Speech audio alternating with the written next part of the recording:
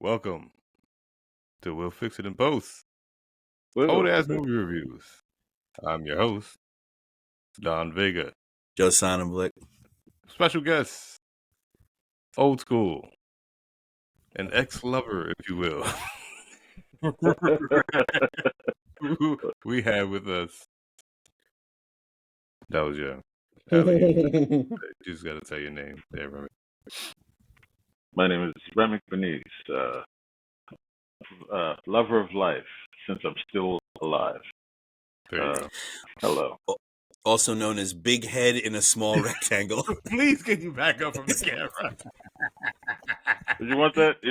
Back it up and then angle it down, man. You're All like we're an, you're like You an want this? evil villain in Star Trek. Too much like this? No, you want? No, it's bad. Is It's that all it? bad, man. Yeah, nobody's trying to get their computer fixed from Bangladesh. All right, All right, relax. there you go. Oh, you know what it Fine. is, Joe? Okay, it's better. Okay, I see what's happening. If you What? expand his box, you can actually see his whole face. It's just when they make it small for us that you don't actually see it. How do I? I don't want to get on into his box. euphemisms and try to That's start his expanding That's his boxes. box. That's his box. That's his box. Oh, I see. I You see see? now. So he's I in see there. now. But now we get to see your whole head and your whole face, your whole beautiful, luxurious face, buddy. Remick Bernice is a longtime friend of mine, longtime friend of both Joe. Oh, it's a little steamy in there, huh, Joe? It's very steamy. Longtime friend of mine. Remick was my best man in my wedding. Hey, That was a thing. it was the thing. It was the thing. Yeah, it was a scene, man.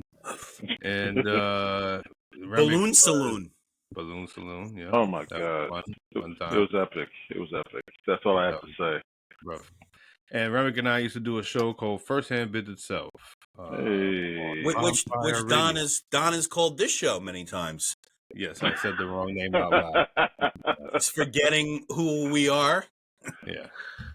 You know? Yeah. It On to does. the next one. We're good. We're good. Yeah. So, Don't Play Us Cheap is what we're doing today. 1972.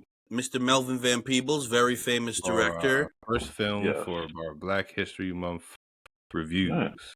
Black Man. reviews. Yeah, he was the godfather of blaxploitation films. Yeah. Technically, if you want to give him a title, he's the precursor to the blaxploitation movement and everything. He's also Mario's daddy. He's Mario's daddy. Sonny Spoon. Yeah. Yeah, man. Oh my God. So Mario did New Jack City and did he do? No, he didn't. He did. What else did he do other than New Jack City, Mario? I'm trying to remember. He did that movie, that really good movie with Bruce Willis and Samuel L. Jackson. That was like set. It was like a Western. No, it was Bruce Willis. It was like black and white, 1996. I can't remember the name of it, but he did that movie, Mario Van Peebles, I believe. Can't remember the name of it.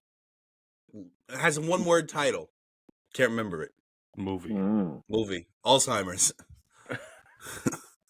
So it was a cult classic. Yeah, Don, you want to give us a little 1972? 1972. January 1st. Let's start from there. No, we're not. No, don't start from there. January 30th. Let's see here. What's this? Bloody Sunday. 27 unarmed civilians are shot. 14 are killed by the British Army during the Civil Rights March. Belfast, right? Derry, Northern Ireland. Derry, yeah.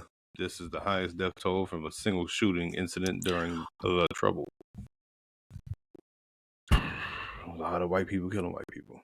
The British government declared state of emergency after a month-long coal miners' strike, February. British Parliament votes to join the European Common Market. Nixon meets Mao.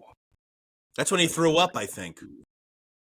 normalized relations between countries and meeting the Chinese leader Mao Zedong in Beijing. He threw up. Yeah, he went, had Chinese food, had like a stomach bug, and like threw up all over somebody. I forget if it was Mao or somebody else, but it was in China, so it probably was then. Threw up over Mao. Are you talking about Bush? Remember when Bush went out to somewhere? And, yeah. And then he threw up. They both did. Oh, so he was returning the favor? Is that what you're saying? I'm saying it's a tradition. We just never were good with Szechuan food. Northern Ireland's government and parliament dissolved by British government and direct rule from Westminster is introduced. USSR and 70 other nations agreed to ban biological weapons in April of 72. White House. I guess the ban's over.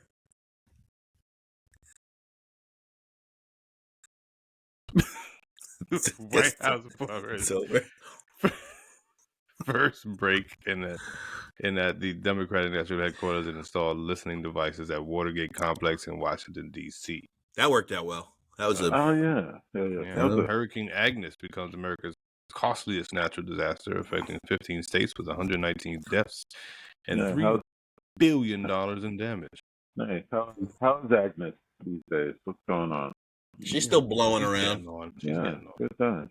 U.S. Senate ratifies the anti-ballistic missile treaty with the Soviet Union to limit the use of missile systems capable of defending against missile-delivered nuclear weapons.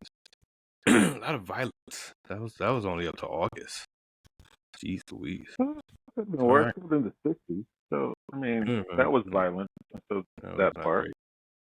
Yeah. Film and TV. Let's do a little bit of film and TV. Film adaptation of Cabaret, directed by Bob Fosse. Very good. John Kander and Fred Ebb's musical of the same name, starring Liza Minnelli, Michael York, and Joel Grey, is released. Yeah. Bob Fosse. Yeah. March 15th, The Godfather, based on the book by Mario Puzo, directed by Francis Ford Coppola, starring Marlon Brando and Al Pacino, premieres in New York City. Academy Awards Best Picture in 1973. You know, they didn't want Brando for that. He was considered box office poison at the time. They wanted Robert Redford to play Vito Corleone, or they wanted I think it was either Redford or Newman to play Vito Corleone, and Francis Ford Coppola was like, "Are you fucking insane? Wow. Are you all fucking insane?" And they didn't want Pacino because they didn't know who Pacino was. I think they wanted either Redford or Newman for either role. It was so weird, the casting they wanted. They were trying to whitewash the Italians. That's what they were. That was the whitewashing of the whitewashing. Yeah. If olive washing. We gotta whitewash these olives. Yeah. To make us raisins.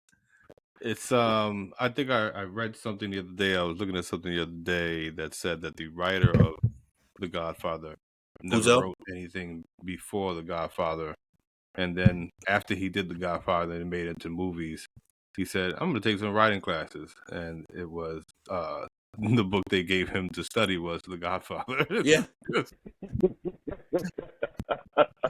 He was like, I'm going to take this career seriously. And writing classes, maybe. But then all Mario Puzo wrote after that was like 68 other Godfathers. Yeah. You know? It's a TV classic. comedy series MASH, adapted from the movie, starring Alan Alda, Loretta Swit, Wayne Rogers, and McLean Stevenson. Debuts on CBS in the U.S., runs for 11 years, garnering 14 Emmys and 1 Peabody Award. It ran for 8 years too long. The fucking third season, when they killed McLean Stevenson off, you could have just ended the show right there because it just stopped being funny. The first 3 seasons of the show are hilarious, and then after that, it's just it was a dramedy after that. Well, it was a dramedy in the very beginning too, but it was just better. It was just better, like the chemistry between Wayne Rogers, McLean Stevenson, and Alan Alda was better than when they brought in Mike Farrell and David Ogden Stiers and Harry Morgan. Terrible. It just ruined it. Just looked, that was kind of weird because it's mad. It's about war. Sooner or later, somebody's not gonna return on the show. I'm just saying it was gonna happen. But McLean Stevenson thought he was gonna be fucking a big star, and they gave him his own show, and it like was canceled after one season, and then he bounced around the game show world. So white. Go ahead. 1972 in music. Jim Jacobs and Warren Casey's musical Grease, starring Barry Bostwick, Carol Demas, and Adrian Barbeau, opens at Broadhurst Theater in New York City, runs for 3,388 performances. That's 3,388 too long, as far as I'm concerned. I fucking hate Grease. I fucking hate Grease. I hate joy. RCA releases David Bowie's fifth studio album, The Rise and Fall of Ziggy Stardust, and the Spider from Mars is considered his artistic breakthrough. One of his better records, yeah, for sure. Yeah, it was a great time in music. It was a great time. Honky Chateau becomes Elton John's first #1 album in the U.S., includes hit Rocket Man. Nope. I don't know what more you want out of that, Don. We all like Elton John. Which Rod Stewart's first #1 hit single in the UK, You Wear It Well. Oh, I don't like Rod Stewart. Rod Stewart. Not a fan. Sports. Let's do some sports in 1972. Remy, your camera got all fucked up. No, it's better. I didn't catch up to you. No, like hit up the sports, because I'm trying to figure out, like, this is post. Yeah, this is before 77. So go on. I'm thinking Yankees. This is great. This is a great freeze. Is he still frozen in yours, Don? In mine, it's frozen. Yeah. It's like a clay man. Yeah. It's great. It's great. It's disturbing. No, I like it. I want this to be the whole show. I hate you all. You can hear me. He looks like the box for, remember that N64 game, like with the snowman on it, Claymation 33 to 30. It says actual recording is higher quality. We'll see. His recording's higher quality? That's what it says. Tell his face. I mean, even his sound is higher quality. It says 100. Well, I mean, his sound is louder. It's not higher quality. No, his camera is 1280 as opposed to us being 720. I don't understand what that's about. I mean, maybe that's why it's not working, because is he even there anymore? I'm right here. I can hear you when you say this. You're all moving on my screen. Hello? Jeez. All right. Los Angeles Lakers defeat the Atlanta Hawks 134-90 for their 33rd straight win, the longest winning streak in major professional sports. Till the Warriors. Bernice Guerra wins anti-discrimination case against an NBA, National Baseball Congressional initiated March 15, 1971, to be allowed to umpire.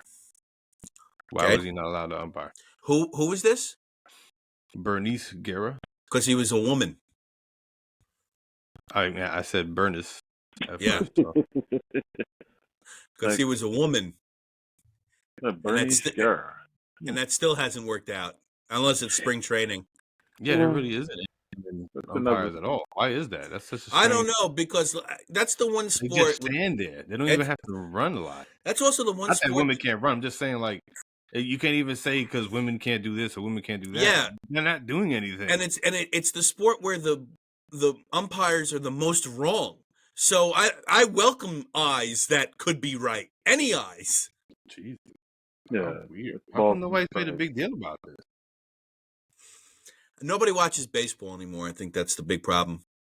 I suppose because there's women NBA refs. There's a couple women NFL ones, right? Yeah. There's a couple. There's a bunch of wrestling ones now. Yeah. I don't know. Wait, there's wrestlers. There's referees in WWE because I don't, or AEW. Yeah. Really? Yeah, there's women refs in WWE and AEW. Yeah. All right. Been for a little while now. They're coming for you, Rem. Real to me, damn it. Real to me. There's a lot. What you did to your bodies. Boy, there's a lot that's real right now in wrestling. Yeah, man. Oh no. Nope. You don't want to do this? You want to do that? I don't. No, I don't. All right. Bob Douglas is first African American elected to Basketball Hall of Fame. 1972. Really? It took that long for African American to be elected to Basketball Hall of Fame. Well, also you got to think the first black basketball players were like the late 50s, so yeah. It really makes sense. And then they destroyed from then on. Yeah, I mean, I also don't. Will Chamberlain did what he did, but there's no proof that he ever did what he did. I don't know if I believe. A guy holds up a paper that says 100 points. I don't know. I believe it. I don't know he did that. He did that. They know all the other records that was just on paper from all the white men. You believe, no problem. Right? No. I saw Jordan score 80. I saw Kobe score 81. If those guys couldn't get to 100, I find it very dubious that somebody else did before I could see it. That's all. It doesn't make sense? No. Why doesn't it make sense? He was a fucking 8-foot black man playing against a bunch of 5'2" white dudes. Okay. It's very easy to get 100 points. All right. You got to think about this. He's playing against what? Mostly white dudes, right? Just said that. What? It's like chances are. Look, what before that? What was it? With the Celtics, he's got 11 championship rings. Like, come on, bro. It was an easier time back then for basketball. No, he was basically there by himself. Think about it. Yeah. Yes. Rem, I don't know if you're making tea or there's cartoon smoke coming out of your ears right now. You made him mad. What? Yeah, somebody was making tea. It was annoying, but it's over now. It's over now. Yeah, I feel it. It was funny because it was building up as you were making your point. I feel like it's cartoon smoke. The screech was building up as you were making your point. It was so good. That was pretty good. Yeah. All right. And you know what? This is what the YouTube community is going to see, this clay face, and the smoke sound is even funnier with the clay face. You're I like that. You're all welcome. We are. LA Lakers break NBA wins record by winning 69 of 82 games. Until the Warriors. Record will stand for 24 years. And then then it was go even further. I think the Warriors went 74-8, if I'm not mistaken, a couple years ago. Yeah, they were on a tear. Yeah. Soviet gymnast Olga Korbut becomes media darling at the Munich Olympics, wins gold, and the teams all around follows with 2 gold and silver. Yeah, that's when drugs were drugs. So shout out to Olga. I don't watch the Olympics. I don't know. American chess grandmaster Bobby Fischer beats Russian champion Boris Spassky 12.5 to 8.5 in Reykjavik, Iceland. Most publicized world title match ever played. Fischer, first American to win the title. Yeah, he was a wild man, Fischer. I think he was a schizophrenic, and then anti-Jew for a very long time, and anti-black for a very long time. Yeah, like pieces, or people.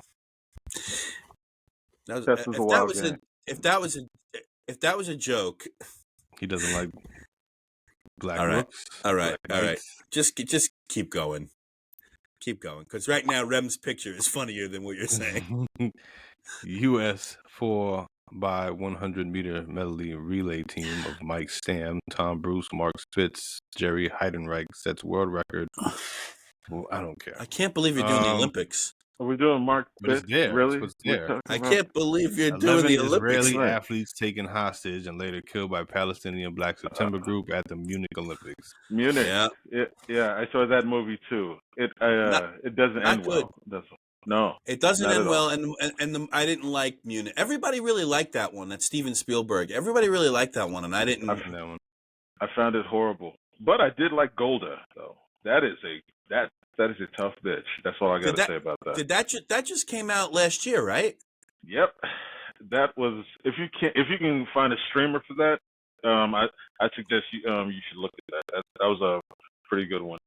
Because it's like it's the season for Oscars. They got a bunch of these streamers out, but Golda, I was like that was actually pretty good with the prosthetic nose and all that stuff. Good shit. Soviet Union beats United States 51-50 in the most controversial game in the international basketball history, with the U.S. leading 50-49 the final 3 seconds. It never happened 3 times until the Soviets finally win. Yeah, what? It never happened. It's a lie. It was a lie, and it was a lie, and it's called bullshit. That's you're pushing out false narratives. Look, they lied. and they lied some more, and then they pushed out the game to make it seem like no, we've got more time in game. They did not. It was bull. Trash. Is that cartoon smoke again? Yeah, you could have that. It was real smoke and everything like that. No, we do game again. Like game is over. You lost. No, one more time, and then boom. Oh, now we win. It was trash. Fuck. Okay, everybody go home. Yes. Now Cool. that we win, we drink vodka. And I'm like, no, nah, bro, it's trash. But, and then they came and beat the world with basketball later on. What a party this is. Keep going. American long distance runner Frank Schroeder scored the famous win in the men's marathon. Oh, bro, stop with the Olympics, huh? That's what I was looking at. What do you want me to do? Okay, Look away. Here's some people born in 1972. You want to take a guess who was born in 1972? How could I do that? Sundar Pichai. Big Sonny. Pedro Sanchez. Big Pedro. Nikki Haley. Come on, man. That's one of the ones you just got to let dribble off the chin and throw in the garbage, you know? Oh, boy. Okay, here's some actors born in 1972. We know all of these people. Sarah Rafferty. Yes. Gwyneth Paltrow. Who, by one of the great memes of all time. I mean, I like Gwyneth Paltrow and the Royal Tenenbaums and a few other things. One of the great memes of all time is when she had to eat bread during the pandemic and somebody wrote underneath, "My father died and I lost my job." It's one of the funniest things. It's one of the funniest things ever. Right. I still, it comes up occasionally, and I still can't stop laughing at it. She had to it was like Gwyneth Paltrow has to break down and eat bread. So it's like, "My father died, and I lost my job." So funny. Oh man. Oh, because it's real. Carmen Electra. Is she a celebrity though? I mean, like you know exactly what her name is. I mean, is she an actor? Actress? Yeah. I mean, isn't she an actress? I mean, she acted like she liked Dave Navarro and Dennis Rodman, I guess. Whatever happened to Carmen Electra? She just disappeared. Wherever the wastebasket of mediocrity is, she's in it. Cameron Diaz. Cameron Diaz, one of the maybe 10 worst actresses of all time. Incredibly bad. And almost ruined Gangs of New York. Like it was that on the precipice of ruining Gangs of New York. In there. Ben Affleck. He's okay. I like Ben Affleck. Yeah, okay. I fuck with Ben. Yeah. And Dwayne, I own my name, The Rock Johnson. Great wrestler. Great. I don't think he's a terrible actor. He does what he does. He knows what he is. You know what I'm saying? But did you see Ballers? Did you watch that show? I watched 3 or 4 episodes. I just didn't like how fake it was. I mean, fake what? Just that's not like athletes came out like that's not how this world is. And what for Ballers?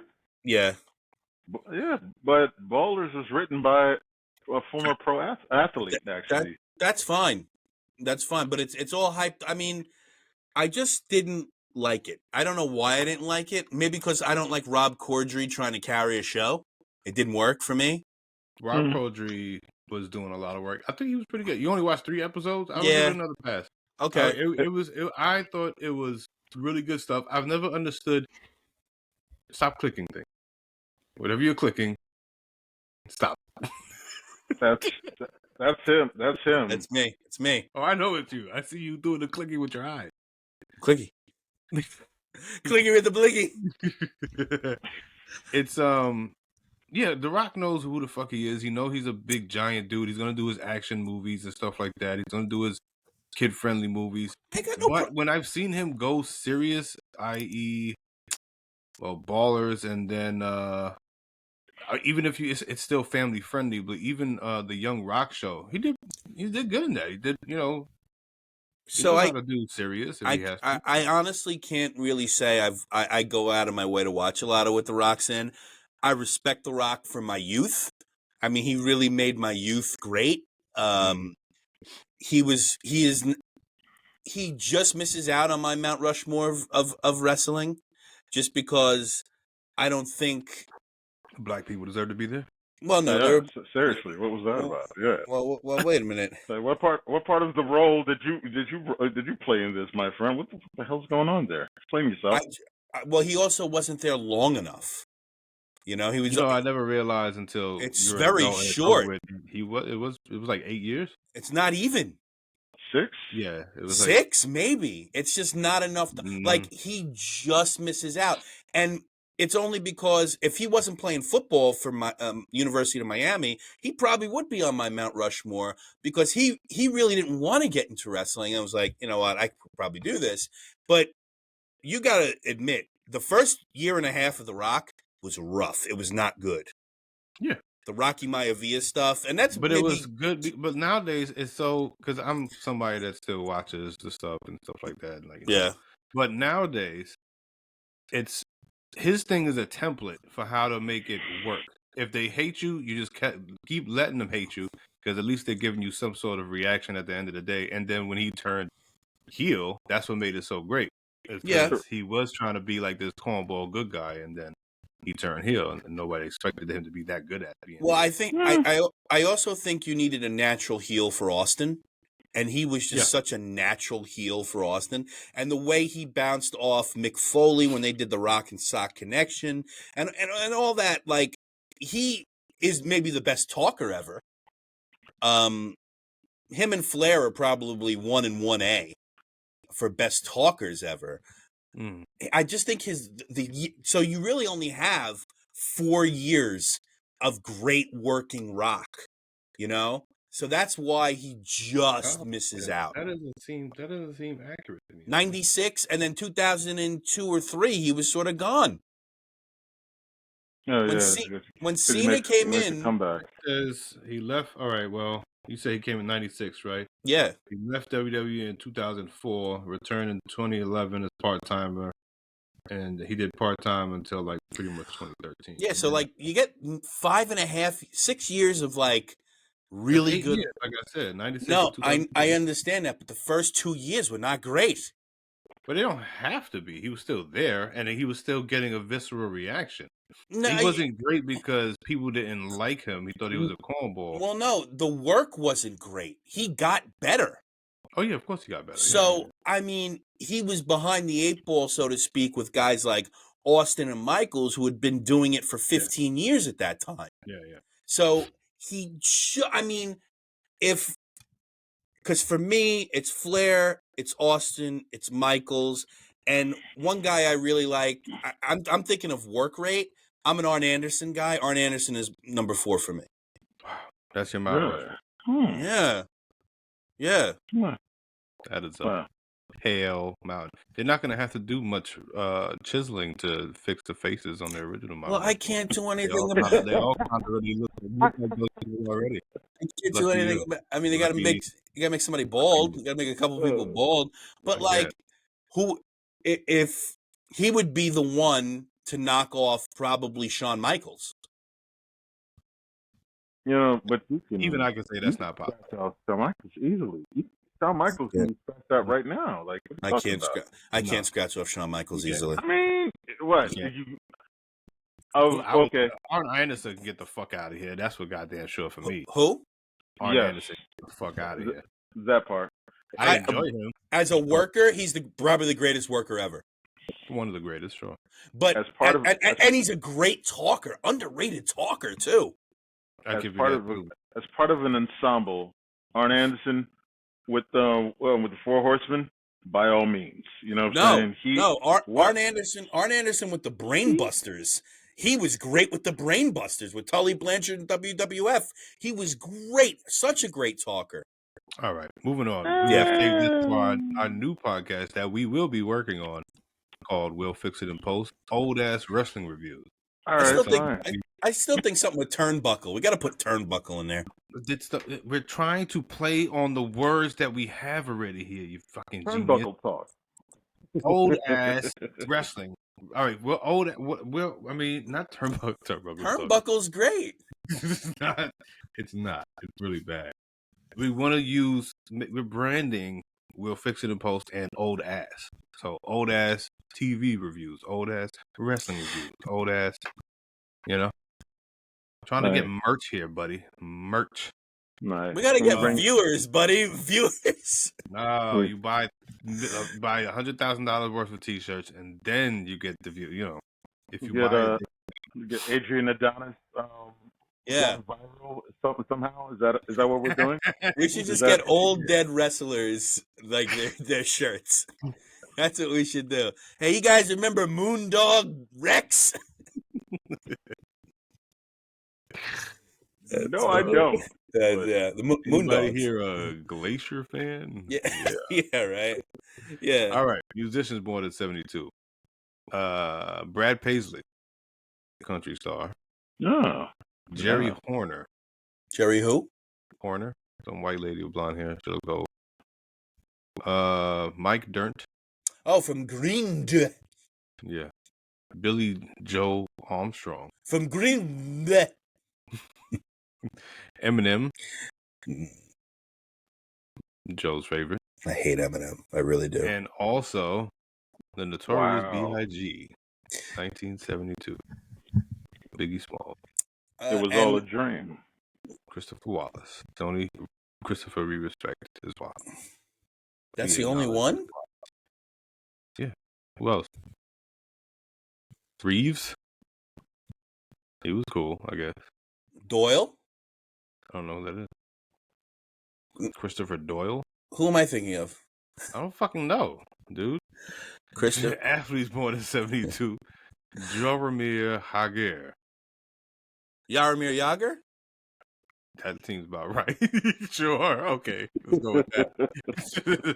Too many accents, too many R's. Jaromir Jagr. Jaromir Jagr. That's yeah. Hockey guy, right? Yeah. Michael Chang. Looks like golf. Tennis. Tennis? I don't know Michael Chang. Tennis. Conchita Martinez. Who? Looks like also tennis. Conchita Martinez. Yeah. Okay. Martin Brodeur. Devils hockey goaltender. Yeah. Zinedine Zidane. Zizou. Who is that, soccer? Yeah, one of the greatest midfielders ever, brother. What? For France? What are you talking about? You remember the header? He just said, "What? Fuck you!" Boom. And then he headed somebody right in the middle of what's the name? The World Cup. What are you talking about? Yeah, 2006. That was against Italy. Marco Materazzi said that he fucked his sister, and then Zidane headbutted him, and Italy went on to win the World Cup. And I got drunk in the ocean. It was amazing. It was amazing. And last but not least, Shaquille O'Neal, born 1972. Never heard of her. How dare you? How dare you? Who died? Guess who died? Take a guess who died. This show. Adam Clayton Powell. Adam Clayton Powell Jr. died. Adam Clayton Powell Jr. Oh, he's got a boulevard named after him. Kwame Nkrumah. Sure, he's got a boulevard. Kwame Nkrumah. Sure, he's got a boulevard named after him. From Ghana. Yes, yeah. It's got to be. We got J. Edgar Hoover. He has dresses named after him. I'd like to say fuck you, J. Edgar Hoover. One of the most despicable humans ever. Thank you. Edward the Eighth. I have no opinion on Edward the Eighth. Wait, Edward the Eighth was still alive? Wait, shut up. He was still alive? Not Henry the Eighth. Edward. Wait. Edward the Eighth. Explain that one. Go ahead. Go on. I think Edward the Eighth was the one who abdicated the throne from the eldest Wild son of Simpson. George V and Mary of Teck. Edward was a popular Prince of Wales and served in the British Army during World War. Okay. All right. World War One. Sorry. Yeah. Yeah. So, okay. Then there's a whole bunch of other stuff and yada yada. Got you. Harry Truman. He was a He's a piece of shit. Was he? Yeah. What did Truman? Wait, because I like history. Tell me what the problem with Truman. Oh, he ain't give a fuck about the blacks either. Oh, okay, all right. So he was just like, so he was everybody else in 1941. I see now. Fucking guy. Go ahead. Joe Gallo. Crazy Joe Gallo. He got murdered at Umberto's Clam House in the Village. Yes. He's this picture they You have. know what he is doing. Yeah. He got killed. He got killed in front of his family. His like brother. Man, he was a fucking asshole. Athletes that died in 1972. George Weiss. George Jaime Weiss. George, American baseball executive, best known for his role as GM of the New York Yankees, 47 to 60. No, I don't know. Yeah. Glad he's dead. Sherwin Badger. Nope. Nobody knows that. Nope. Can't remember. First great American ice skater. Ah, sweet. Gil Hodges. One of the greatest managers, greatest baseball players ever. You ever went to the bowling alley? The Brooklyn Dodgers. Would you say not? You ever went to the bowling alley, Gil Hodges bowling alley? No, I never been to Gil Hodges bowling alley. I went to high school with one of his what's his name? His grandson? Yeah. Gil Hodges Jr. The third. Yes. There we go. How was he? Was he nice? He was a nice dude. He used to date black girls, so I was like, hey. Look at him. Look at that guy. Oh. What? So wait, what school did you go to? He went to Nazareth Regional High School. So I was like, hey, Gil Hodges. Big Gil. Yeah. There's a bowling alley over there in Mill Basin that I used to go to as a kid growing up. Whenever I would go see the Jewish side of the family, I go to Old Mill Basin, but they weren't much for bowling. They were more on the bagels side of things. Good bagels. Good bagels over there. Great bagels over there. Jackie Robinson died in 1972. Who? Jackie Robinson. Jackie Robinson. Have you ever heard of him? He's actually. I don't watch pole vaulting. I've heard of Jackie. Also, Roberto Clemente.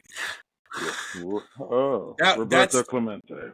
So he was Nicaraguencia, Linda, big hero in that country, and he was going to aid victims of an earthquake in Panama, I believe, and his plane went down, and I think he was only like 31. Like young. Super duper young. Yeah. He could have been one of. I mean, he is considered still one of the greatest baseball players ever, but statistically, he probably could have been the greatest hitter of all time. Yeah, a lot more on the table. Yeah. Yeah. Rest in peace. All right. Well, we got through that. 1972 movies. This list is only showing me 22. I'm sure there was obviously more movies of that. For some reason, different dates. Remember, like, what's this? Movie index. On IMDb, they had the top like 45 movies of 1972 when I was looking up trivia for this movie. So you could use that, I guess. I don't know. I'm just saying. Who cares? I mean, this is also your part. It's all my part, Joe. Not really. There's 22 movies. We watched the movie. I tried to watch this movie. I really did. I know. You fell asleep like a little bitch. I had wine and cheesecake. What movie was it? Like, what movie was it? What movie? Rem, why don't you try turning your camera off and turn it back on? Does it allow you to do that? What? I can turn it back on. You're still like. You're you're in 11:20. You're in 11:05 right now. Yeah, then I'd have to leave the studio and come back in. So no, you don't have to leave. Just click camera off, camera on. See, like watch me do it. Camera off, camera on. Nope. See, I did mine. Oh, you are turning yours on and off. See, off, on, off, on, off, on. That's funny. See? It's fucked up. Maybe we should just have the camera off. Yeah, this is ridiculous. It's hard to look at, man. I like it. I'm gonna send you a screenshot of it. So you can see because it is tough. So I'm not moving around now. Is that what you don't see me moving around? Nobody. You're It, you're it, just it actually it servingly actually there. it actually looks like you're like your favorite thing to do is be a telemarketer and your friends buried you like this you know how you see those funerals of like a guy who rode a bike and he's like on the bike dead. You look like your favorite thing was selling shit to people and they buried you that way in your kitchen. Yeah. Lovely. All right. Well, on this list of 22 movies, the last coming in at 22 with $3.1 million gross, The Last House on the Left. Great horror movie. Sick. Yeah. Number 21, Joe Kidd. Yeah, it's okay. 20, The Cowboys. Never saw it. 19, Conquest of the Planet of the Apes. I hate those movies. Hey. Fuck you. 18, Shaft's Big Score. Who? Hey. Shaft?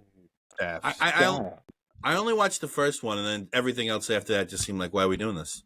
What, you never seen Shaft in Africa? It was fucking amazing. What are you talking about? I don't. Sequels to me always stink. I don't know. Especially the black ones.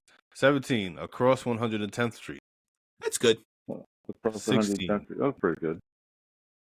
I don't even know what that is. 16, Frenzy. Well, Frenzy's okay. One of Alfred Hitchcock's last movies. 15, Pete and Tilly. I never saw it. 14, The Life and Times of Judge Roy Bean. Very good. Yeah, Roy Bean. Very good movie. Let's see here. 13, Sonder. Never saw Sounder. Sounder was pretty good. What are you talking about? I don't like to watch movies where dogs get shot or horses die or anything like that. Well, that dog needed to die. How about that? There you go. How about that? You sound like the Instagram comment section. Go ahead. I'm just saying the dog needed to go. Rest in peace, I guess. Number 12, The Valachi Papers. It sucks. Number 11, Everything You Always Wanted to know about sex. Huh? Everything you always want to know about sex. Woody Allen sucks. Everything You Always Wanted to Know. Yeah. Huh. It's that sounds creepy. Sucks. Number 10, Lady Sings the Blues. It's okay. That was a good one. Number 9, Last Tango in Paris. Underrated but weird. Yes, I'm gonna go with weird, but still a watchable. Weird? Who's that one? That's Marlon Brando and Maria Schneider, Bernardo Bertolucci. It's essentially about a guy whose wife dies and he goes to Europe to find himself, and he has like these sexual trysts with this younger girl. Now there's a lot coming out about that set where Marlon Brando was pretty problematic, and so was Bernardo Bertolucci. So, yikes. Yeah, still watchable. I will give it that much. But it is. It is. Number 8, The Getaway. A great movie. Steve McQueen and Ali McGraw, great movie. Mm-hmm. Number 7, Cabaret. It's okay. I don't. Fosse? Yeah, it's Bob Fosse. Yeah, musicals just doesn't work out for me.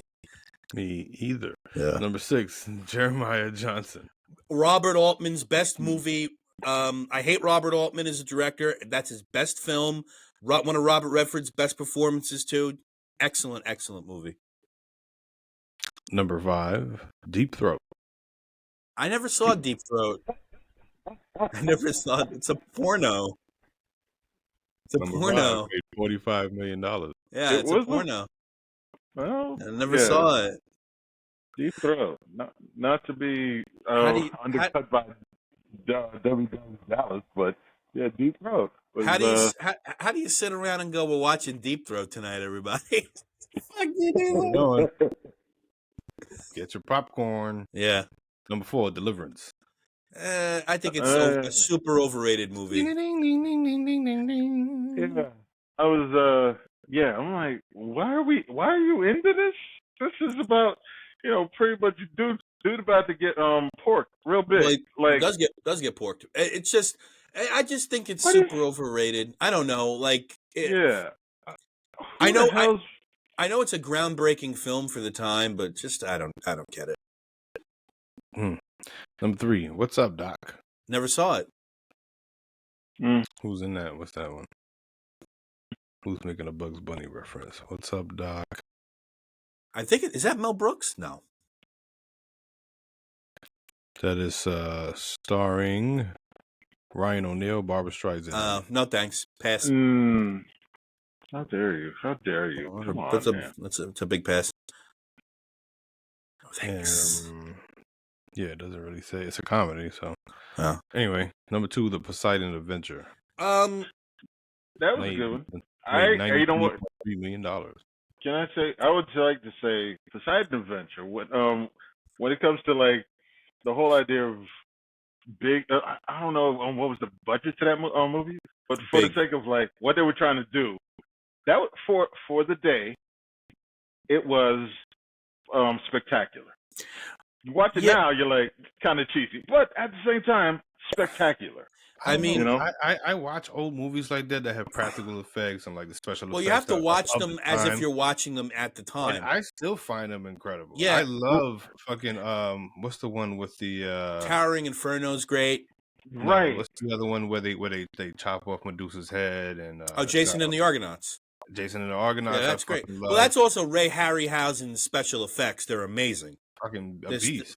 Even old school Star Wars, people have a hard time stomaching that. And I'm like, I don't. I think it looks fucking great. To know that you're looking at a toy, but to see how realistic it looks. It's just for me with Star Wars, the big problem for me is the lack of story. It's just a Western in space, and that's all it is. But like Poseidon Adventure had Gene Hackman in it. Gene Hackman just turned 94, one of the most underrated actors ever. And the Poseidon Adventure, if you really go back and watch it, it's not bad. It's not bad. It's just another. Those movies have no story. Yeah, you're right. It's a brainless action movie where you're like, they're about to drown. Like that's about it. But it was cool. But I do think that disaster movies then had better stories than action movies now, in my opinion, because there were at least like love stories that were like intertwined, but you could and you know my rule, most love stories in drama are unnecessary and terrible. But in those movies they make sense because you're about to die. You gotta have a love story. Joe's second rule: no blacks. Number 1972. Godfather. The Godfather made 133.7 million. It's one of the only examples I can give where the sequel is better than the original, and the original's a masterpiece. That's how good the sequel's in my top 10 films of all time. Which sequel? Godfather 3, that's your jam. The Godfather. Godfather 3 is your jam. No, part 2. Part 2. That's what I'm trying to say. Well, The Godfather Part 2 is in my top 10 movies of all time. The Godfather Part 1 is probably in my top 50 movies of all time. The Godfather Part 3 is 3 or 4 worst films of all time. Unwatchable. Unwatchable. You know, I think we have to have a unwatchable month, and that's going to be something that we're going to go pass through again. Because I feel like, well, I mean, it's fucking Garcia, so it's like he's such one of the worst. But he's great in a movie called Things to Do in Denver When You're About to Die. Yeah, great film, and that's the writing too. Or Things to Do in Denver When You're Dead. He's just a bum. Like, he was the worst part of The Untouchables. I mean, he almost ruined the David Mamet script, you know? Like, he's just not a good actor. He was in something that maybe Remick saw, I know you didn't see, but he was in the most recent Expendables. Really bad. What, Garcia? And that movie was fucking bad. Yeah, he was the bad guy at the end, remember? That movie was already bad. It was pretty fucking awful, and he did not help to make it any better. I went on a date with a girl to see one of the worst films. No, not worst, but it was just a very bad film with him and Juliana Margulies called City Island. It came out in 2010 or 2009, I think. That sounds familiar. Oh, yeah. Bro, it was just misery. A small independent film. Yeah, right? It was like a working class family and kids gay and all right, bro, I got it. Thank you very much. Bye bye. And I didn't get laid. No. Well, No well, way. because she liked the movie, and I walked out of it like, if you like this movie, you're a moron. And she was like, I like the movie. I was like, well, I'm gonna go get drunk. Bye bye. So Cool story, bro. Yeah. I mean, I got laid from another broad that day, but not her. at City Island.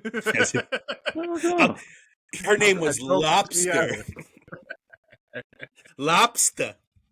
Last name Anyway. Thermidor. Okay. Mm-hmm. All right. Well, we're 50 minutes in. This is great. Yeah. Well, this one has a guest, so who's a clay man. Batman for Batman the animated Batman the animated series. Yeah, he looks like at any moment he's gonna be like, guys, it's the Bat.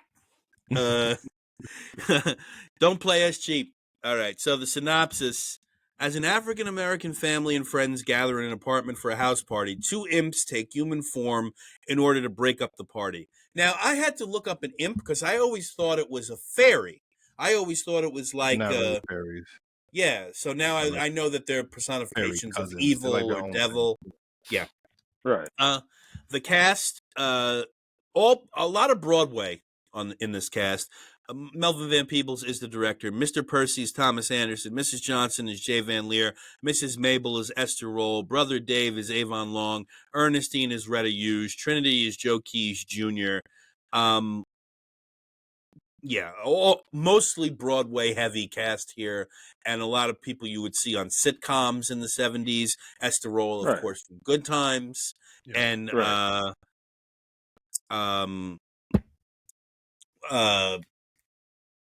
what's the other show? Damn it, I just had it. Don, you didn't even watch the movie. Rem, what's the other show? What, from the 70s? The heavy with Esther Roll?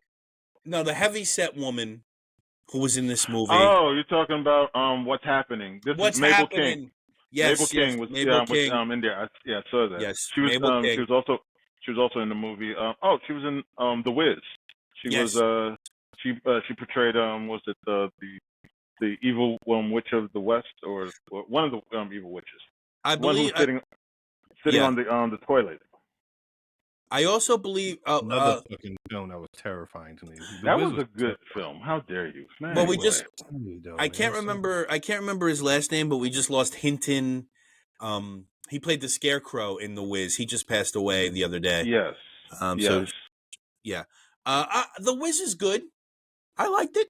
It's The Wiz. He played the what in The Wiz? I believe the Scarecrow. Oh, on Broadway. On Broadway. Okay. Yeah, not Michael Jackson. Yeah, he's also dead though. So right. Yeah. I think there's only one living member of the cast of The Wiz is Diana Ross. I think that's it. Everybody else is gone now. Yeah. I think it's long overdue for a redo. I really don't understand what took that. There was there was in like 2000 that TV one. That was terrible. Well, I mean, yeah. Trivia on this film. Film features two of the most popular black actresses from 70s black sitcom. I didn't want to look at my trivia and tell you it was Mabel King, but it was sitting right in front of me. But those shows didn't happen yet, though. No. But this is just right. Yeah. This is like you got to. This film was like their soul plane, where it's like, nobody's ever gonna make it out of here, and then later on you find out, so and so won an Oscar later on from this. How did this happen? So so technically speaking, yes, Esther Roll and Mabel King made it out of this film. You know what I'm saying? And they did as well as they could. What a weird analogy you just put together there, because a lot of these people are like, three of these people won Tonys, so they're like well-known Broadway actors and actresses. It's just it's just not mainstream sitcom or movie stars, except for Esther Roll and Mabel King. Yes, but Soul Plane's just bad. I think that's what I was saying. That's the thing about this movie.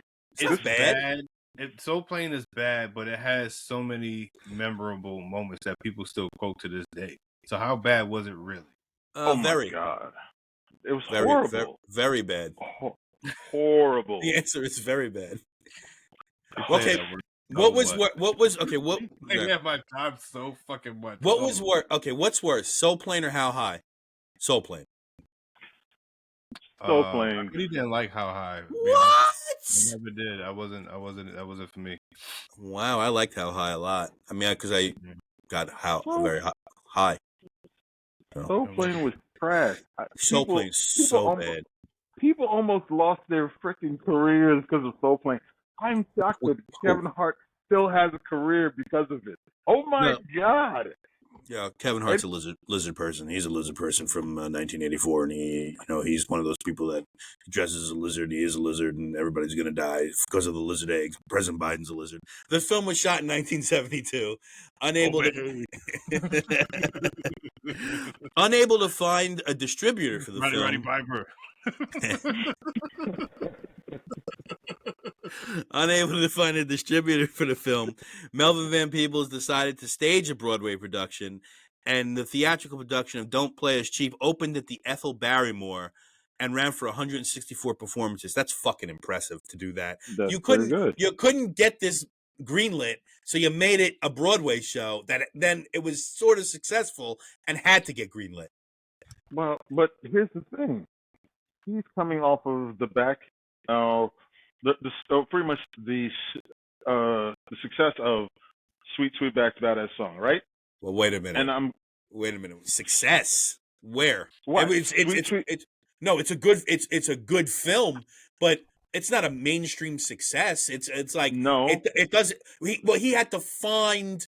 He couldn't get money for this. Right. He couldn't get money for this, so he's still an underground director at this point. Correct. Right. Yeah. But I'm guessing moving forward, he had to move forward to the next project, and pretty much whatever accolades he did receive from Sweetback, it had him to push out the next thing. And since he had no money, they pretty much had to go stage this from the stage, which was crazy, because I mean, because the effects and all, pretty much the sound effects, where you have like those shots of the effects of the imps moving back and forth and everything like that. It was kind of ridiculous, but they had to use it because guess what? This is the show, and guess what? I don't have no money, so we're gonna make this thing happen the best we can. Ridiculous. Right. So he's the two movies before this were Watermelon Man and Sweet Sweetback's Badass Song, and Don't Play Us Cheap was a limited release even after the theatrical version, and two actors were nominated for Tonys in the theatrical version, didn't win. And it was nominated for Best New Musical, didn't win. And then this was still a limited release film and was only gained notoriety when it was released on VHS in the 90s, which is unbelievable. That's unbelievable. That's insane to me. Yeah, and then Avon Long nominated for the Tony Award for supporting feature actor, and as David, a role he originated in the film. Okay, so that's the trivia. So Don, how far did you get into this before your little bitch ass fell asleep? Oh my God, man! I'm telling you, I watched. Me and the wife were watching Perfect Match on Netflix last night. I don't know what that is. It's a dating show. A bunch of idiot 20-something-year-old children. Wasn't great. No, it's not food for the brain. It's definitely McDonald's of entertainment, right? And then you ended up like a homeless in the McDonald's on Delancey Street. Yeah. You fell asleep, farting and shitting on yourself. Yeah, I started drinking wine. We had some dessert. I had a flan. I had some rice pudding that I'm pretty sure was bad. I had to throw it out. It was like tart. It was like Well, rice. flan will do that to you. So. No, not the flan. The flan was good. It was the rice pudding that I had. It was my second dessert. I had 2 desserts. So at least I tried. All right. Keep their rabbit. All right. He was then 3/4 of the way through the rice pudding when he was like, "Wait, something's off." Wait a minute. What is rice pudding green? I didn't want a pistachio pudding. It is close to St. Patrick's Day. Maybe it's. Yeah. Oh, Lord. Yeah, so I got maybe 30-something minutes in before I was like tapping out just mentally. Mentally, it was exhausting for me. I gotta be honest with you. This shit was rough for me. Wow. It was the constant singing, nonstop. I didn't know it was a musical, right? It says musical comedy. Doesn't say that on mine. This is comedy. Doesn't say musical comedy. Musical comedy. Doesn't say musical comedy. Just says comedy when I clicked on it. Music. And then the constant angle changes. That was really. It was a very trippy. I don't know because this felt like the same. I even wrote pull out, close up, medium shot, close up, pull out. I even wrote under the table, cockroach, rat, imp. Melvin Van Peebles is super influenced by Jean-Luc Godard.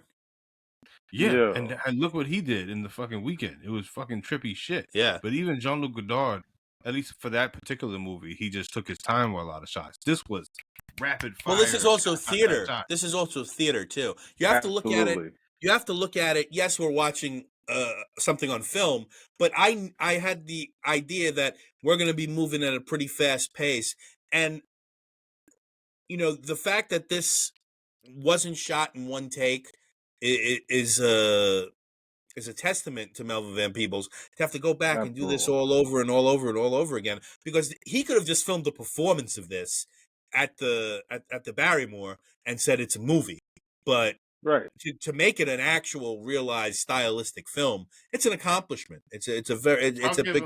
I'll give him that because like I woke up this morning and I tried giving it another go at, and I was like, oh, I missed. And then I had the rice pudding that was in the garbage.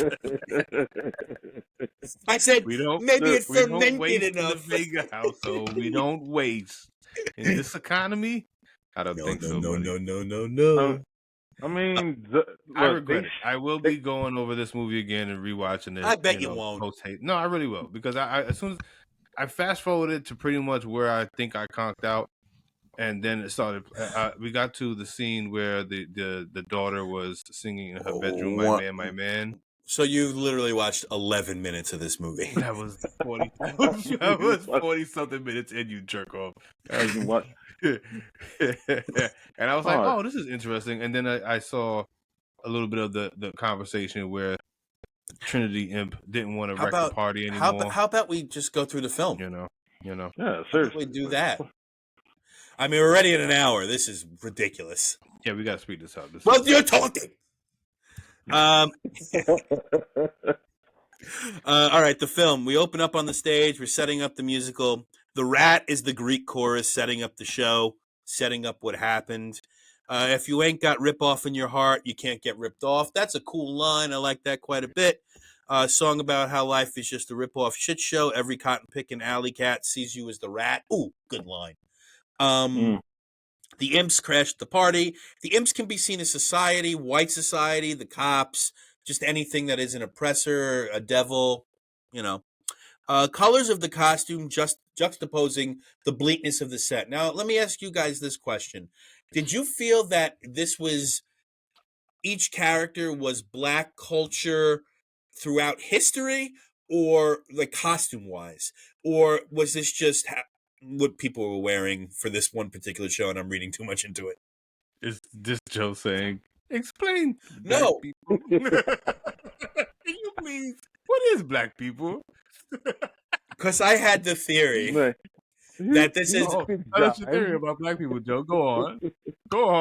I had the theory that this is Black costume throughout history.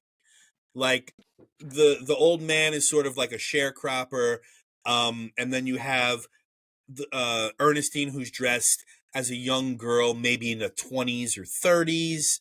maybe like a Shirley Temple type, and then you have a more modern Mabel King is more modern dress. Esther Roll is more 40s, 50s dress.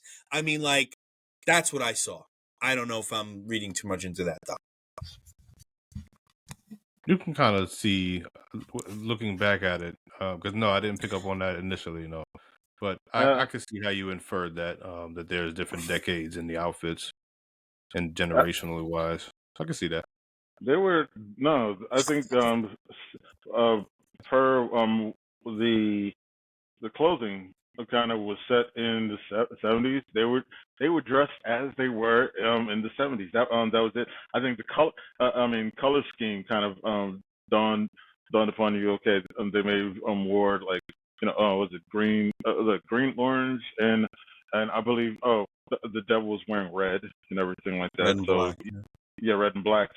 So you may have kind of dictated that as part of the story setting, but for the most part, it was the 70s, and like I mean, I was shocked that somebody wasn't wearing like a pair of overalls with like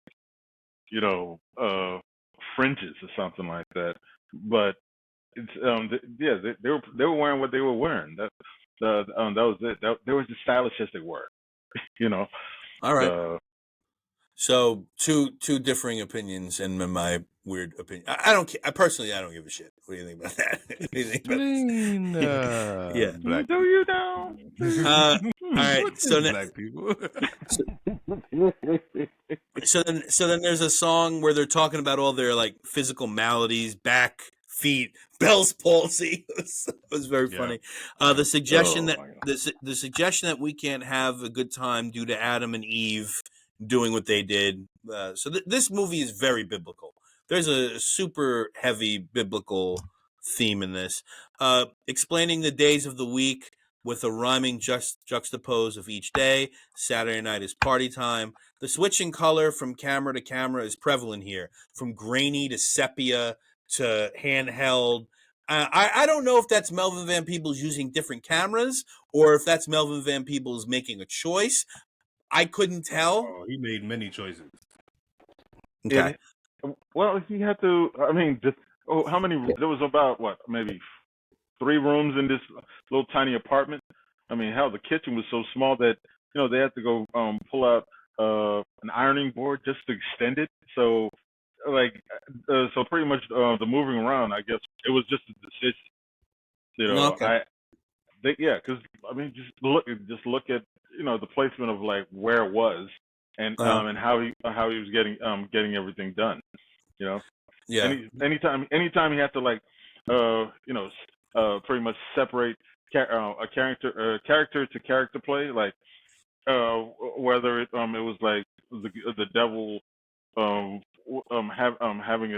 having some time in another room with someone, or playing that he's outside of another room listening in. That was pretty much this shot by shot effect to get something done technically. I don't, they had little space to get things done. It was shot in a matchbox pretty much. It was a really tiny spot to get everything done, which was amazing though. Well, yeah, and I also the cameras. I mean, when you pull out from the stage, the cameras are on dollies too, so they are moving on a track. So that means the actors had even less room to maneuver because a lot of these cameras were on tracks, and Right. that would have to take up part of the set too. So that It's so interesting because nowadays this is not something that's super. It's not very common, but it's not shooting on a stage like this. not only shooting on a stage, but in a one place. Very rare. Yeah, just Very shooting rare. everything in one place. Think of like the most recent with the whale. You know what I'm saying? That was all took place in one room. It didn't go anywhere else. It sure didn't. It didn't go anywhere else out that apartment. Right. But they took the different, like almost the exact opposite approach of just taking their time with shots, lingering on shots, doing wide pans, things like that. Now, granted, this was a whole entire apartment versus a stage of an apartment. Yes, I get that part. But I think that's what made it even more claustrophobic for me. Just even the small amount that I did watch was this is such a small stage, and you just threw every angle possible within a fucking scene, and it was exhausting. Even the people singing were sweating profusely because they were singing their fucking ass off. Well, also, I mean, even the title of this, "Don't Play Us Cheap," is a play on words, right? Yeah. Like, don't fuck this up. Don't, every character has to be fully realized and played to a standard. And "Don't Play Us Cheap" could also be Melvin Van Peebles going, "You didn't give us any money for this, so this is what it has to be." So don't, that sort of. Then the musical numbers are done in a modern church revival, evangelical mix. The piano is live right there, but you never see the piano. I like that very much. You never see a piano player playing the piano. It's not recorded, and that's you could hear it live. Moving On feels like it's about the relationship with a man. "You cut up the clothes in the closet of my dreams." Great, really great lines there. Imp shows up, devilish, spidering. "Party sounded so nice, I wanted to come too." That's the Cops. That to me, like a noise ordinance. "The party's so nice, I wanted to come too." That's just like a cop. That felt like a cop. The Cops. I know it's the devil, but it felt like the Cops. Right. Ernestine is already taken with the Imp under his control. Very quick, Ernestine. Very quick.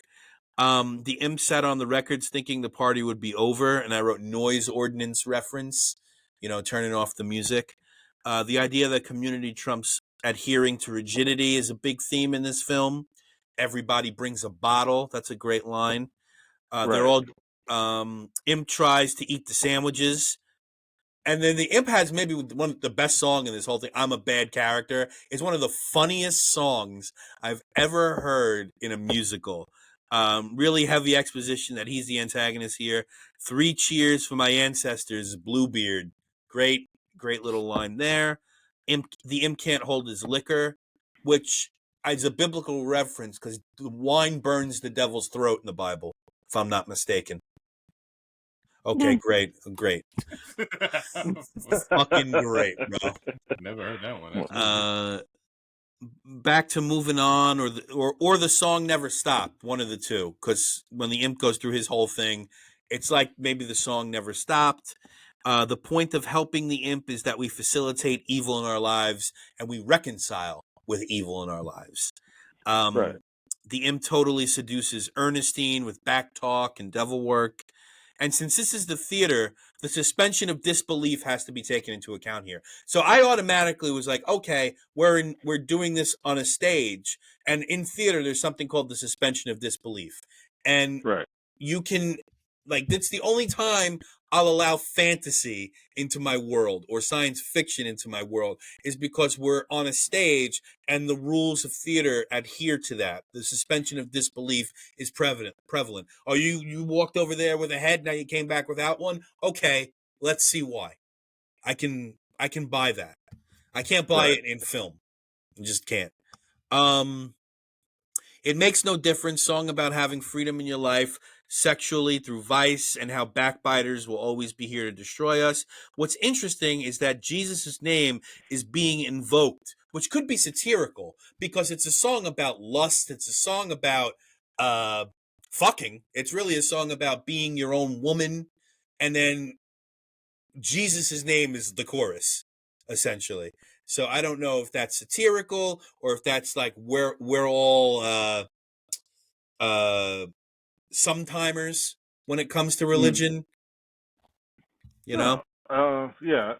Well, they got the whole gist of like, I mean, to answer that question, I take it that getting the whole the feel of like, look, these are working people, and they every regardless of how hard they're working, everything is about the Saturday night, Right. like, and so thing is, at that point, they they put everything down, and what they put all formalities are pretty much out the door because it's Saturday night. You know what I'm saying? I get to relax. I don't have to deal with this and everything. So nobody puts on any they don't put on any type of stage of like of all the things that well, we got to keep to this and keep to this norms and all that stuff. It gets to a point where you're like, oh yeah, they're just trying to have a good time, and have a party, and whoever's in here is in here. We're gonna deal with it. Mm. I wouldn't necessarily deem it to think like nobody was too holier than thou. The Johnsons were, and they're about to come in. Oh yeah, then that part. Yeah. So Ernestine has proven she likes what's new, and is a young girl, and she doesn't know what she wants or what's what. Recipes for holding your mister, fry him in the grease of his jealousy. These are great man, great song lines. This is a good song. The second and older imp is here. He's the wiser devil who keeps the world afloat. The Johnson feller has the same coat as the imp on when he asks if they know each other. And Johnson says, I work for the government. What business are you in? And the older imp says, we are in the same business, implying that the government is the devil, or working for the government is working for the devil. The imps are trying to figure out a new way to break up the party. Trinity doesn't want to be the mean one anymore. Now it's up to David to be the mean one. And David was an archangel, right? In the Bible, was there an archangel, David? That sounds right. Michael is archangel. Was there? But was there a David angel? I don't know. Long live purity, long live pure hate, which is a great little song David has. That song was good as fuck. Yeah, it was a great song. That was really good. David is trying to convince Bowser to wreck the joint by telling him his wife sleeps with someone else, and Bowser's like, "That's old news, brother." That was funny as fuck. That was funny as fuck. I got my rules from the Book of Life. Good line. The only way to beat the devil is to live right, not so much honestly, but truthfully to yourself, more earnestly. Maybe Ernestine is that she's earnest in her. Again, me reading into it, she's earnest in her beliefs, but her beliefs waver. She's a kid. She's 20 and she just wants to fuck, essentially. Go ahead. This movie came out, and this is, I don't know why. Yeah.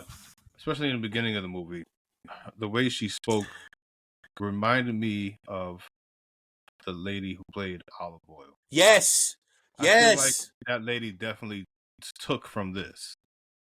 Well, you mean Shelley Duvall? Duvall? Shelley Duvall. This Popeye came out after this movie. Yeah, Popeye was like 80. I feel like she saw this. I feel like she saw this actress. Maybe.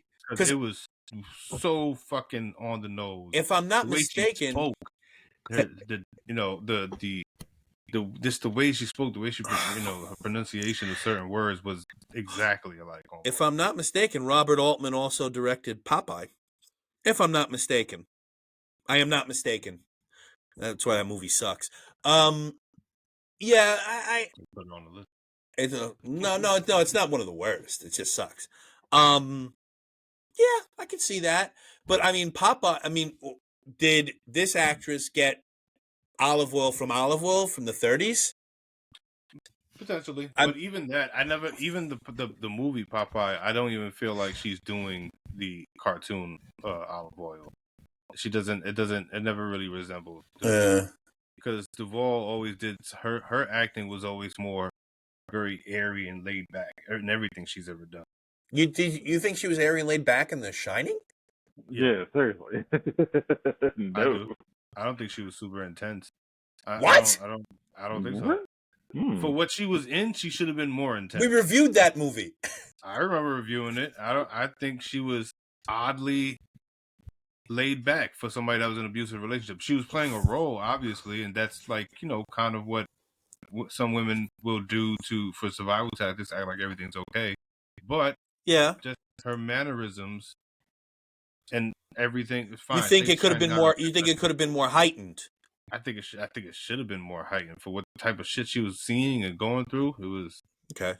It was I mean, we also talked about how Kubrick destroyed her yeah, physically and yeah, mentally on that set. clearly. So it But could. but even that, all in all, I don't think she was doing.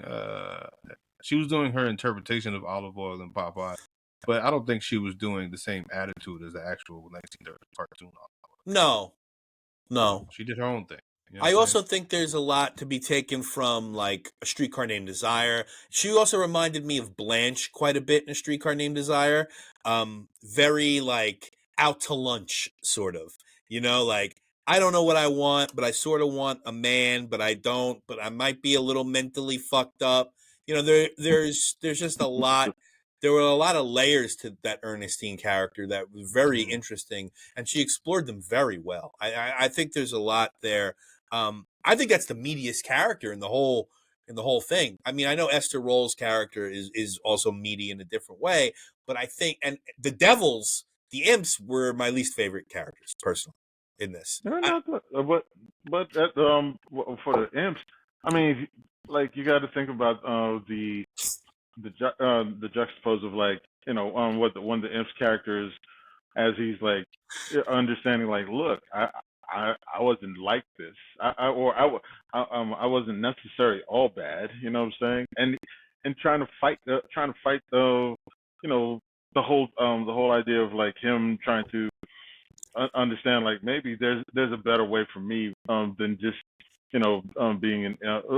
being what everybody thinks I am, you know, Yeah, because outside of his jealousy of like Ernestine, liking the other guy, and everything, he's over here, he's over here trying to do his best not to stop the party. You know what I'm saying? He's trying sure. to trying not to listen to what the devil tells him to do and everything.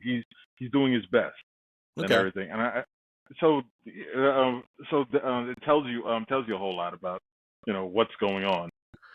I, I I just feel like the imp characters were written very surface. There was like a surface quality to them that they didn't go past the surface. And I'm not saying the performances were bad. I'm just saying maybe those characters weren't laid out as well.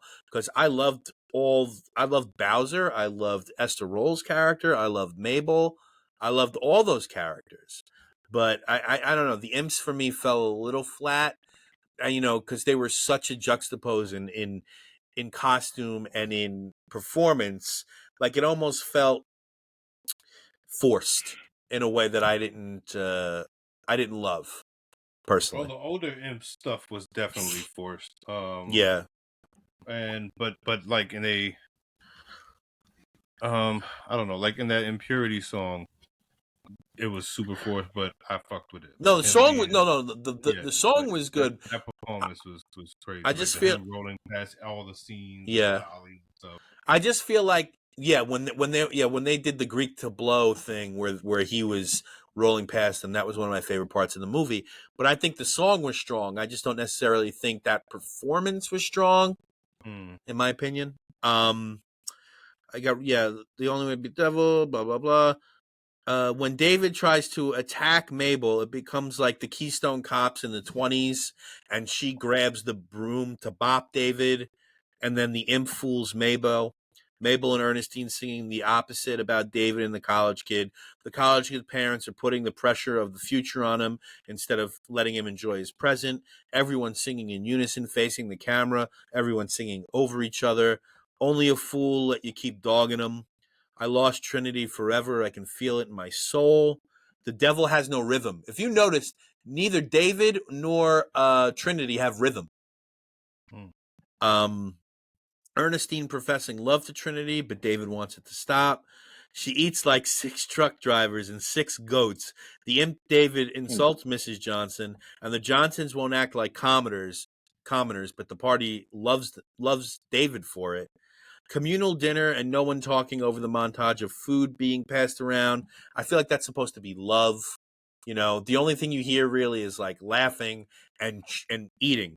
And then David the Imp is demure in his bites and his demeanor while everyone is enjoying everything. This was one of my favorite parts of the movie. The big gesticulations with everyone being so full at the end of the dinner. Just like the way that was like commedia dell'arte, like big expressionism. I really like that. Ernestine and Trinity getting engaged. 3 cheers for Brother Trinity and a long life. So David says that to put the kibosh on Trinity and Ernestine. Everyone has the cake and they start filing out one by one. The voiceovers of David and Trinity sounding like flies on the wall. David talking about how they will only be colored. You'll only be N-word, N-word, N-word. That's all you'll ever be. Right. You know, Don, you get that part? No, what word was that? Say that it was again? the N-word, Don. Which one? The word, the one. Nuance? The big one. Nighttime. Big. Nutella. It's close. Oh, is it? Well, Nutella's a big one. I love that N-word. Nutella. Do you not like Nutella? Your body tells me you like Nutella. First of all, I can't eat Nutella. It has hazelnuts in it. Hazelnuts will kill my wife. What? What? Wait. So no don't- peanuts, I don't no partake. hazelnuts. Yeah. No. How about No, no. So no nuts. Just Other nuts, plenty of nuts, just not those. So wait, you could have a Brazil nut? Yeah. Oh, easy. I see what you did there. See that? See that? No. Well, And how? I see what you did there. I don't know. I don't know what I did there. I was just actually What? asking what nut can you have? Oh, you did. Really? Yeah. I see I think I see what you did there. a Brazil nut's one of the worst nuts. So I was like, can you have that disgusting nut? Mm. Anyway, keep Do you going, like please. do you like filberts? I don't even know what that is. Yeah, sure you don't. I've got an ace up my sleeve. There's one thing I know, it's women. Once I give her what she really wants, all hell will break loose. This is David talking about Mabel. You got to play the game if you want to get the prize. David while singing and dancing in the fire. Mabel wants to fuck with David, and David just leaves through his smoke and mirrors. Go ahead. Nothing. It was a distraction. Oh. Mabel smashes a cockroach, and Trinity feels that pain. If you see that devil, smash him. Trinity now realizes that he was on the smashing block till he got right. Montage over the end of the film. Everyone coming out of the bathroom is the curtain call, and I really like that. That was a really, really, really good, different way to do a curtain call. Everyone coming out of this bathroom, and on the wall of the bathroom, I don't know if you guys noticed. You didn't, Don, because you were in a fucking praline coma. It said beware of dogs in that little ass bathroom. It's like I don't know what dog could fit in there. David crawling on the walls like a cockroach. Mabel trying to smash him. Everyone trying to smash him. Now the Johnsons are on the wall and they're cockroaches to these people. Everyone about to be smashed. David is smashed. He like does the cockroach dead person thing. Credits roll as the camera follows the set. I gave this a 3.9 out of 5. I really enjoyed the theatrical nature of it and felt closeness to a few of the characters. Melvin Van Peebles, a visionary. I liked a few of the songs. The message, though, hits you over the head a little bit too much. Enjoyed, though. Esther Roll, what a treasure.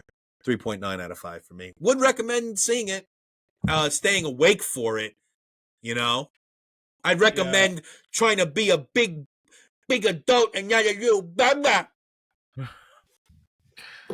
Wine not makes a bad. people It wasn't a bad film. I kind of got a grasp of like what's going on in America at the time, and that because it kind of reminds me of like what is Melvin Van Peebles trying to put out here. You know what I'm saying? And it's just telling me about everyday black folks in America doing what they need to deal with, and just because like getting like it kind of gets me when they talk about how do we break up this party. Oh yeah, I'm gonna talk about so and so dealing with dealing with that old dude. Like, oh yeah, well, I already know that, and I could deal with that. I've already dealt with this and everything. They're actually in a place where they know like who they are, and just dealing with it, and pretty much trying to have fun on a Saturday night as best as they can whatever it's worth. You know what I'm saying? And I get that.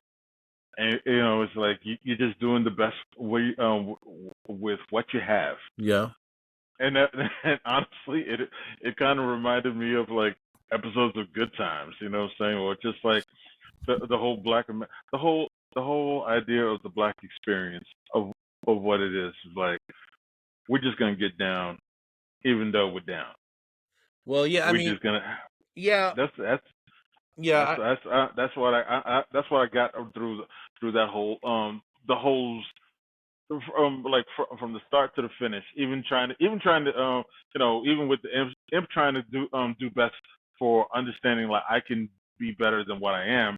You know what I'm saying? But everybody else, encompassing the whole community aspect of everybody else, like, yeah, we're here. We're gonna do all right. You got your bottle. I got mine. Let's go get it. That's about it. I think what it really preached on for me was how friendship, it can evolve and devolve through gossip, through love, through adversity, and how the bonds of community are strong in the face of that adversity. And how people just want to unwind on a Saturday night and want to leave the bullshit away. They want to leave it behind them, or it'll leave it till Monday, because the week, the work week is garbage, and garbage you can't control. But Saturday Right. night and Sunday night should be in your control. So Right. I think it was just like a let's hang out and unwind sort of thing, and whatever happens, happens. And what you sort of see is I really do think it was Black history throughout time. I don't know if it was just the 70s. It felt to me, because language was a little bit different from each character. Everybody had their own sort of way of gelling and speaking. So it just for me, it felt like we were doing like this is a throughout time sort of thing. And even if we weren't, I just really like staging this. Like, if this would have been a straight movie with multiple sets, this would not be as good, in my opinion. It needs to be here. It needs to be this. Like, there's a play I really like called "For Color Girls Who Have Considered Suicide When the Rainbow's Not Enough," Right. and that's generally set in a room, two rooms, and then there's a character, Bo Willie Brown, and he like comes home and there's a scene on the street.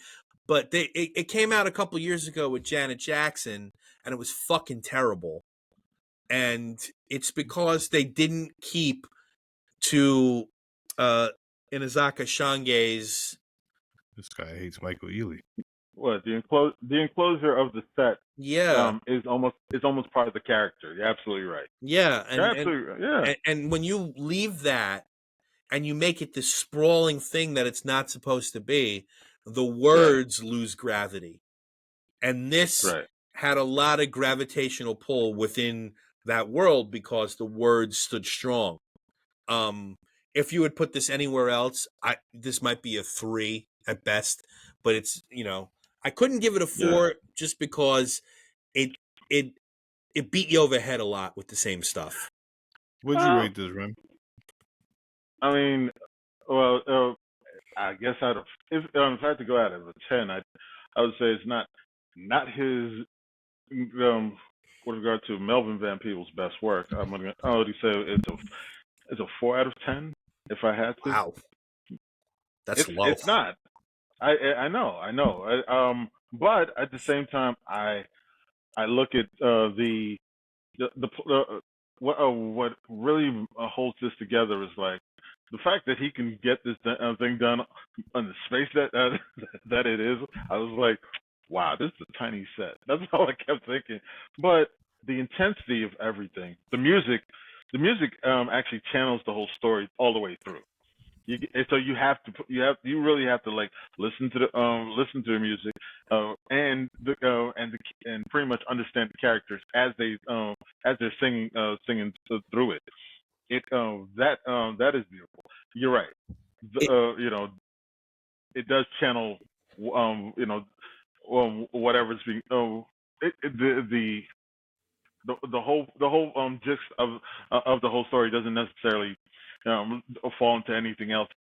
So yeah, for that I'm like, it could it doesn't necessarily um, give a level of interest to something different. So I would give it a 4 out of 10. At best, maybe I give it a 5. so wait, did you like it? Because I it I felt like did you did. I did like it, but at the same time I understand. Here's the I always go with this. If I'm gonna how do you, I look at restaurants like this. If I can eat there, I can I share it with somebody else? Because and I'm like, this is not something I would share with everybody else because I know nobody.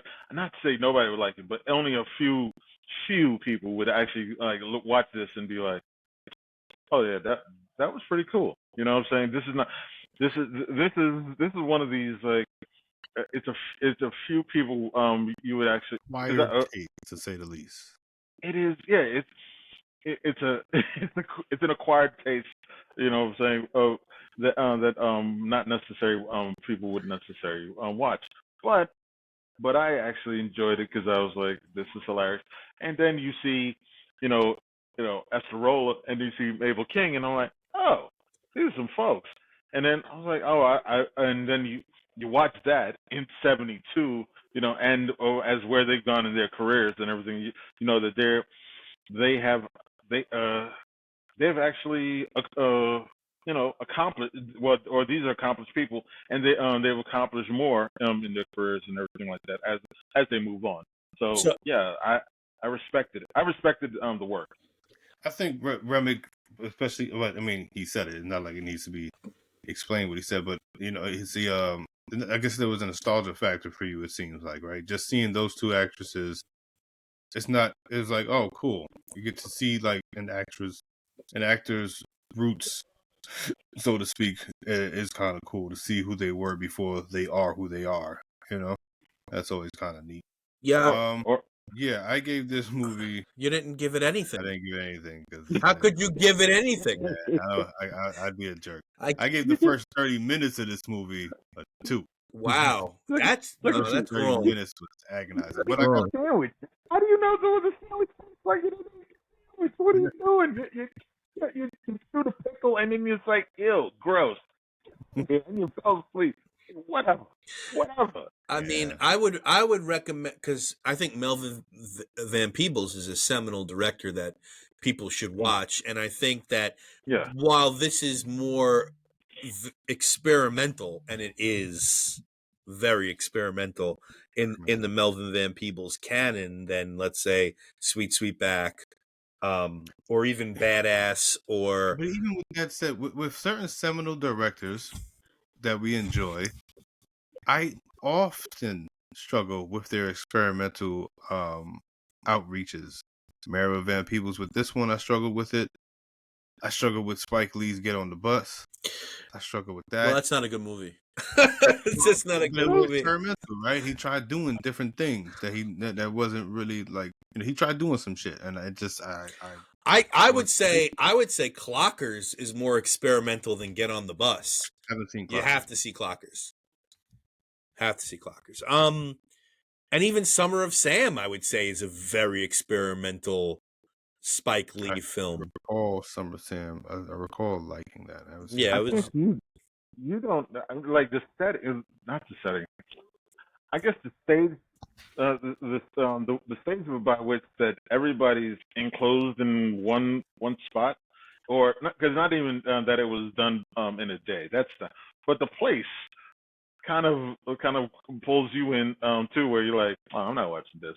Like, what the hell are they at?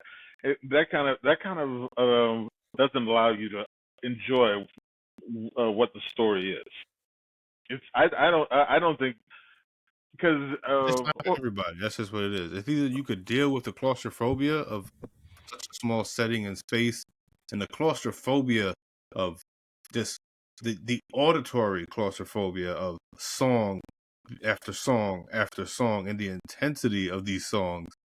You know what I'm saying? Well, but but it was fine. I mean, don't get me wrong. There's people who have enough space, who have more than enough space to have 2 or 3, 4, 5, 6 places or sets, and they just don't do anything with it.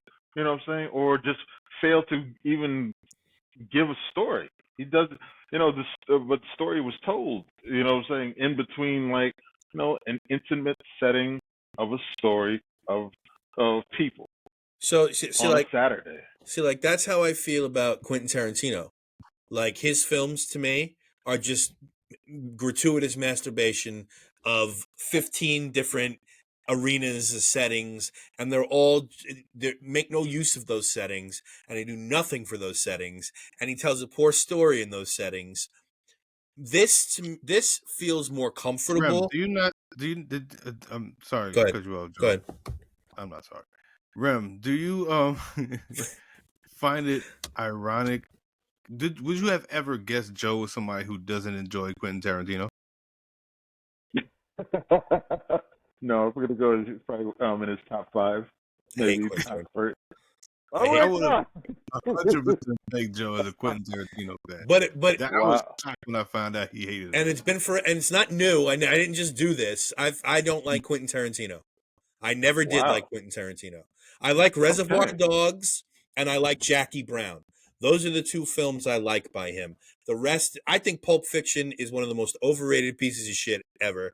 I think Wow. Inglourious Bastards is an overrated piece of shit. I think Django Unchained, the man just wants to say the N word, That's all he wants to do. And he's been given a pass. I don't Well, understand. All his movies are feet, feet, feet. Come on. Suck a toe. Leave me alone. He has a thing. He has a thing. He does have a Bro, thing. come on. I And think I just figured out how to use this mic. I've been pointing it at myself the wrong way this whole time.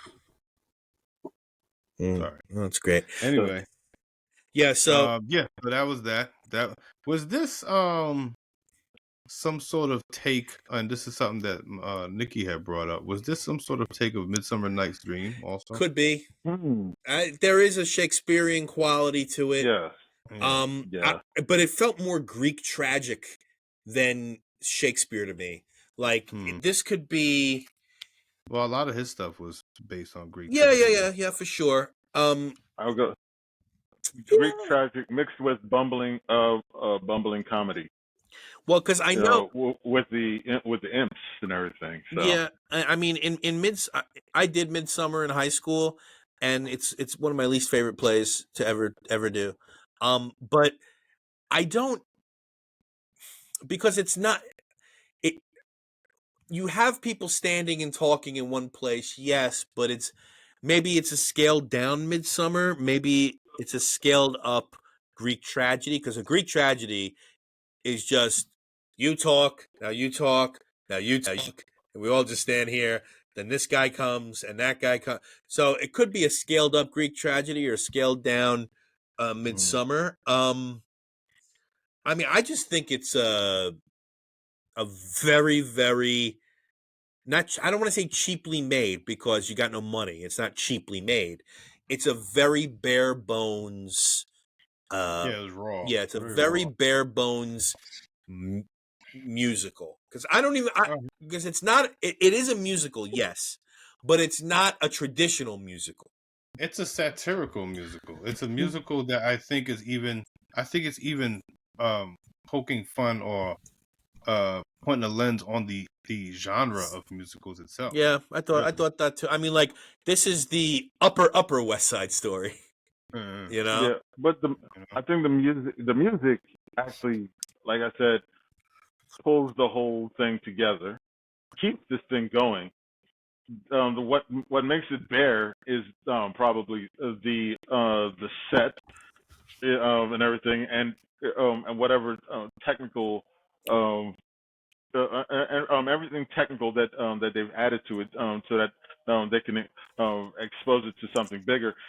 It that makes it look cheap. But at the same time, you gotta respect what how I'm guessing this thing was probably made with at best maybe less than 100,000 or 50, maybe No, 50K. no. This Like no, this I'm cost, guessing nobody was paid. Yeah, nobody was paid on this one. Like no. This costs more than that, and people were paid because this was after the show. This is after the Broadway show, so people were paid, and this I would venture a guess that just the special effects, just the way he had to rent the stage, and I'm saying this is probably close to $1 million. Between 850,000 and $1 million for at the time is between 3 and 4, I would say. People got paid on this for sure. if Esther Roll is not taking this without getting paid. There's no way. She they wasn't probably at got first. more to pretty much rent the cameras and for the costume than anything else, and that's about it. That's about it. I Uh, can't I can't I would have to say at best maybe $250,000 at best. don't play If a sh- if they if uh less than production. 4 rooms, it's gotta be. It's just like I'm you know I was trying to look for the same Yeah, thing. I'm Not looking. really. Hold on. they shot the whole thing in a sardine can. In a can of sardines. Damn it! Come on, man. Uh, I'm just saying. Overall, I appreciated the effort, and I was like, oh, this was yeah, okay. I wouldn't have watched it with anybody else, but I watch it. yeah, It's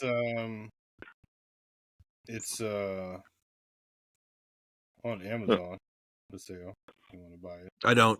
Well, Anybody out there? It's a DVD. It costs $11.58. I'll pass. Yeah, Wait. Let me. so there's that. Let's see. Let's see what this. Yeah, I'm not finding any numbers. Yeah, I'm because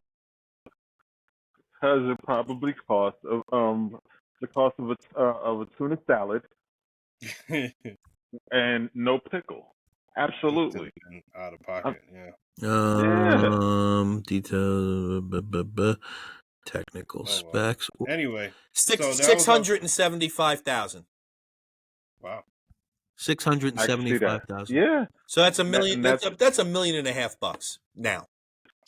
that is the camera and pretty much uh set whatever set design and Paying the and the costumes paying the cast. and the cast. I'm guessing everybody caught maybe five G's, No, maybe two. more than that. More than that. I don't know, 600,000. She probably she got what? Esther She got her. Roll. She won a Tony before this. She's gonna be paid. She's gonna be paid. So she got her full quote.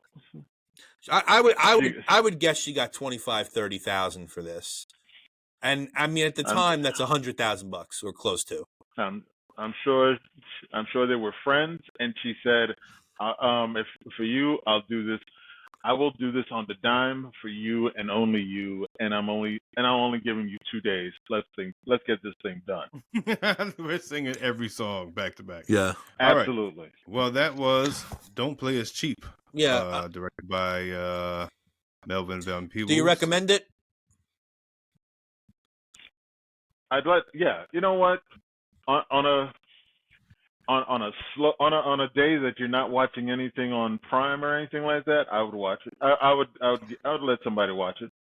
We'll call it up. Okay, so whatever hostage you have, you'd let them watch. Absolutely. Open your eyes. I think I would recommend it for a film that maybe not a lot of people know about, and a film that does this one thing really well, which is takes a stage production and keeps it on the stage and that sort of thing. And for a director maybe looking to make a film like this on the cheap, I would recommend watching a film like this. Is it the end all be all? No. But the performances kept me there.